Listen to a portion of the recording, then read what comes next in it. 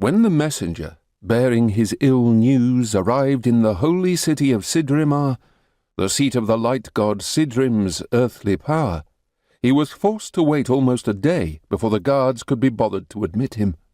This was good and proper, of course, as he was not a member of the church and had not come at the request of any priest or person of religious importance. He came bearing only the seal of temporal power, and a minor one at that. The county of Gresham was not well regarded, and the river goddess heresies were only tolerated thanks to the generous tithes they'd given to the church. Few small gods were granted such benign neglect, and only when all evidence showed that they were an unmitigated good for the region's people. Despite his unlimited power, neither Sidrim nor his servants needed to hunt down every stray spirit. After all, there were more than enough evils to banish in the world. So the tired, saddle-sore man was allowed to rest and wait in the perdition courtyard.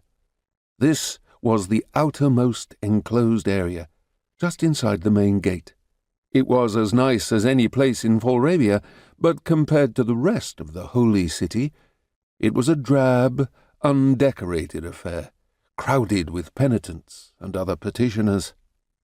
While he waited, his request to be seen by a member of the Templars was filtered slowly up the chain of command between meals and scheduled prayers. He would be in for a long wait.